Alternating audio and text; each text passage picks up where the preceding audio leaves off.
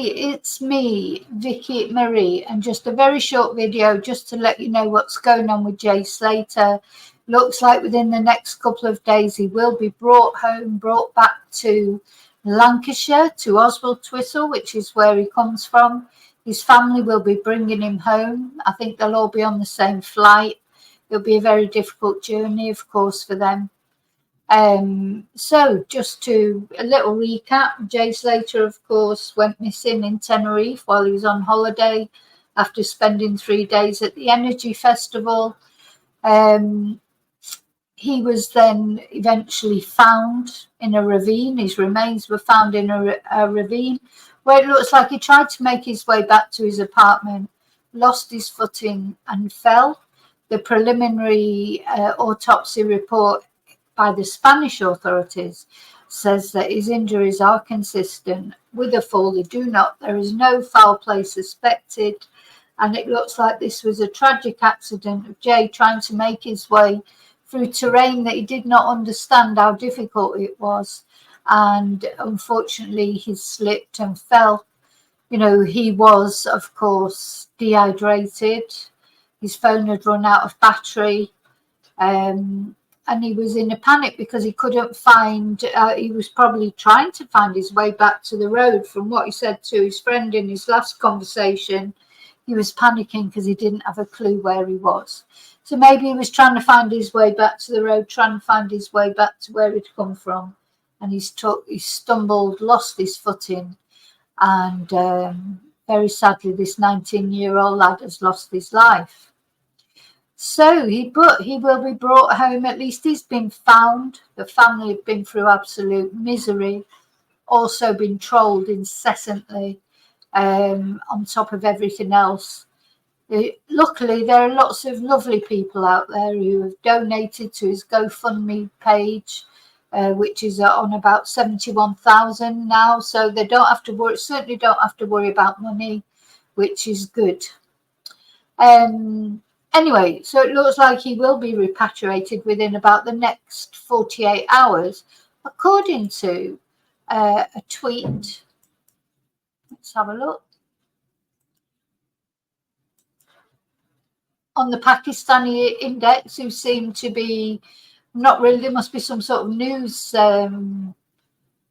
service, but they're a verified tweeter. And they always seem to be quite up to date with what's going on. So Jay Slater's family hopes to repatriate his body within 48 hours.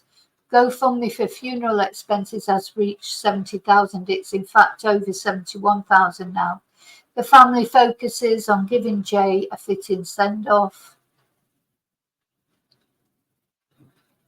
Where's it gone? Where's it gone? Oh, it's down here.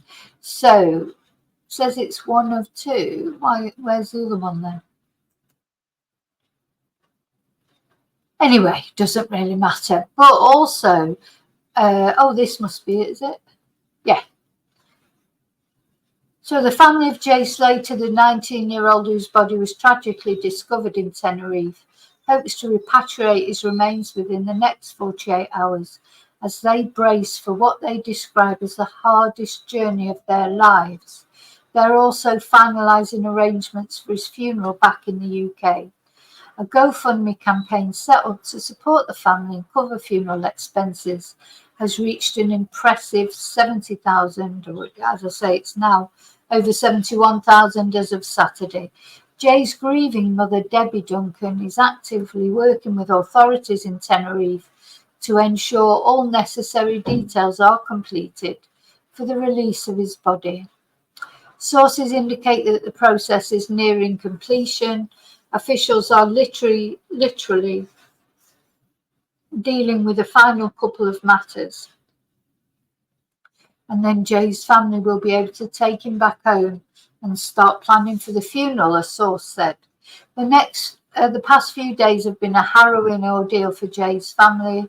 Until they get home, they don't really feel as if they can start the grieving process or the process of saying goodbye.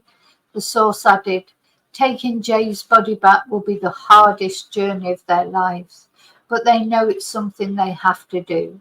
Their current focus is on giving Joe a fitting send-off, celebrating and remembering his life. The community's support through the GoFundMe campaign has been a source of solace and strength during this incredibly difficult time. So I do feel this has brought out the best and the worst of people. You know, there's trolling like you've never seen before. But there's also generosity that is rarely seen by the like of what is rarely seen as well. Now, another thing that you may find interesting is, there's some awful people on Twitter, sorry, but there just is. Another thing you might find interesting is it's being said that there will be another autopsy when he arrives in Lancashire. Now, of course, the coroners for Lancashire, we remember, is this man, James Aidley, is the head of the coroners, the chief coroner there in Lancashire. He deals with the Oswald Twistle area.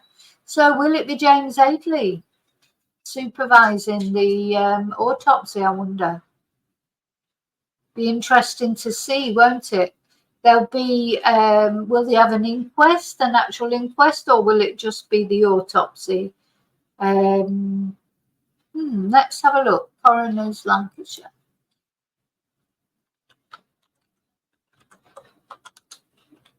So I don't know what the procedure is. You know, a body comes in from Spain. It's had, you know, it's been decided, as far as the Spanish are concerned, that there is no, you know, no foul play. His injuries are consistent with a fall, and that's basically what they've decided. But I wonder if, you know, that because there's only one inquest opening on there at the moment on the 25th of July. Where are we? The 21st. Let me just share this with you. So, of course, James Aidley was the coroner on Nicola's case. A lot of people are not happy with the inquest or the verdict. People feel it should have been an open verdict, not an accidental death verdict, because there literally was no proof of accidental death, nor of foul play, to be fair, and nor of suicide. No evidence of anything, or no concrete evidence of anything. So most people, or a lot of people, feel, including me, should have been an open verdict. But it's different with Jay, because he had messaged his friend and said he was lost, he was panicked, he had no mobile battery, had no water, etc. You know, so it seems logical that he then may have fallen, stumbled, lost his footing. He'd also messaged another friend and said the same, whereas Nicola is supposed to have fallen into the river, you know, from a walk that she did every day for years and years and years. And, you know, literally, why was she even close by the riverside? Because, you know, it wasn't something that she normally did. So I think Nicola's case is much more mysterious, personally. You know, I would be one of the people who's not happy with the verdict, because I feel it should be an open verdict, and because there's no proof of anything else. But I can see why the family would have wanted an accidental verdict. The family appear to be happy with the verdict. In fact, they even pressed for that verdict, didn't they? So, you know, as you know, I am doing a docu-series going over all the things about the Nicola Bulley case. It's very difficult, because at the end of the day, if the family aren't interested in taking it any further, you know, really, what are we to question things? But anyway, so let's have a look at these coroners.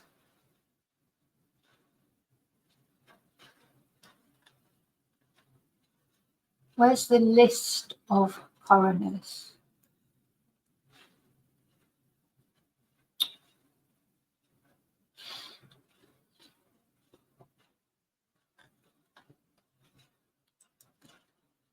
what I'd like is the list. I'm presuming he still is a coroner there. He's got a new TV series starting on Wednesday, another series of Cause of Death, which of course is a TV star as well, you know, which just says it all, really.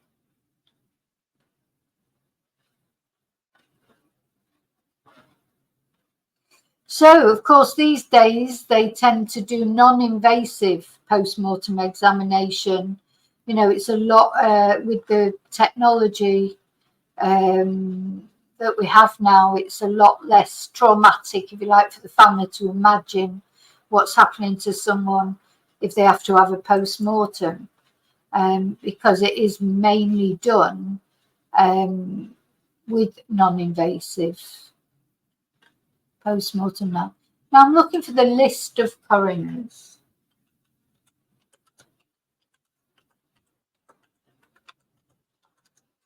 I mean, he's not the only coroner, he's the chief coroner.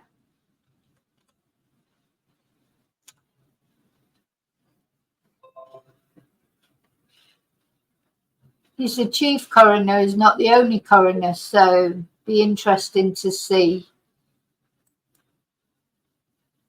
Let's have a look. Coroners, appointments and how to contact their offices. We go to Lancashire.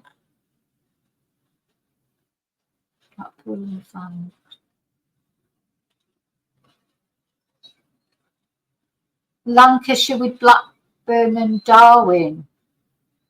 James Aidley.